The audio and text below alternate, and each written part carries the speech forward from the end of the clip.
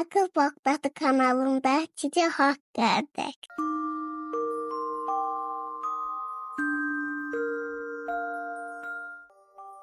Bismillahirrahmanirrahim. Salam mənim əziz və gül balalarım.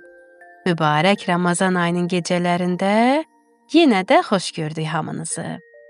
Bu gecə Allahın Aslanı adlı hekayəni mən Sümeyyə bacını sizlərə danışacağam. Məkkə şəhərinin küçələrində sakitlik hökm sürürdü. Bu zaman şərafətli bir xanım həyəcanla Kəbə evinə doğru hərəkət edirdi. Nəhayət ağır addımlarla Kəbə evinə yaxınlaşdı. Bu xanım Bəni Haşim qəbiləsinin hörmətli ailələrindən birinin qızı Fatimə binti Əsəd idi. Xanım övlad dünyaya gətirməyə hazırlaşırdı. Hamiləliyinin son ayında idi. Allahdan kömək istəmək üçün Kəbə evinə üz tutmuşdu. Birdən halı dəyişdi. Üzünü göyə tutub dedi: Ey Allahım, səndən övladımın asanlıqla dünyaya gəlməsini diləyirəm. Övladım mənimlə danışır, ünsiyyət qurur. Bu uşağın sənin əzəmətli və böyük nişanələrindən olmasına tam yəqinliyim vardır. Fatimə xanım bu duanı bitirdikdən sonra əzəmətli Kəbə evinin arxa divarı aralanır. Xanım aralanmış divardan içəri daxil olub gözdən itir.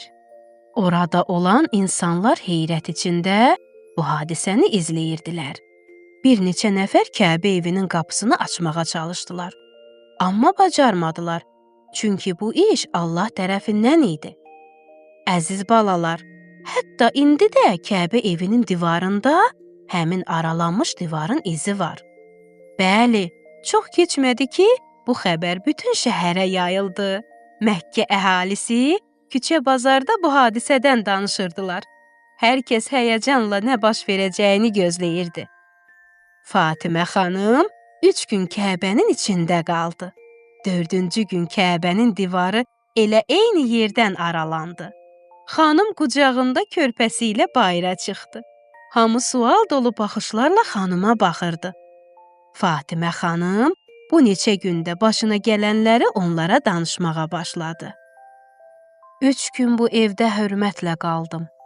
Cənnət yeməklərindən və meyvələrindən yedim. Elə ki, övladımı götürüb çıxmaq istəyirdim, qeybdən səs gəldi. Ey Fatimə, bu hörmətli övladın adını Əli qoy. Mən ona öz qüdrət, izzət və cəlalımdan, ədalətimdən kamil bəhrə verdim.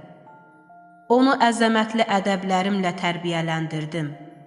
Onu gizli elmlərlə tanış etdim. O, mənim rəsulumdan sonra imam olacaq. Onu sevib kömək edənin xoş halına, onun haqqını inkar edənin vay halına. Bəli, əzizlərim, bu körpə Peyğəmbərimizin əmisi oğlu Əli ibn Əbi Talib əleyhissalamdır. Peyğəmbər salavatullah onu öz himayəsinə götürür. O bir neçə il Peyğəmbər salavatullahın və onun həyat yoldaşı Xədicə xanımın himayəsində böyüyür. Onlardan tərbiyə alır. O, Peyğəmbəri addım-addım izləyər, onun rəftarını, əxlaqını, ədəbini özü üçün nümunə bilərdi. Əziz balalar, bilirsiniz, Peyğəmbərimizə peyğəmbərlik verilən zaman ona ilk iman gətirən, artıq 13 yaşına çatmış Həzrəti Əli əleyhissalam olur. Peyğəmbər salavatullah Allahın izni ilə onu özünə canişin qərar verdi. O, hər zaman Peyğəmbərin yanında olar, hər işdə ona kömək olardı. Həzrəti Əli əleyhissalam ağılda, şücaətdə, bəlağətdə, ədalətdə, qeyrətdə hamıdan üstün idi. Hekayəmiz barəsində şəkil çəkib bizə göndərməyi unutmayın. Gecəniz xeyrə qalsın, yuxunuz şirin olsun.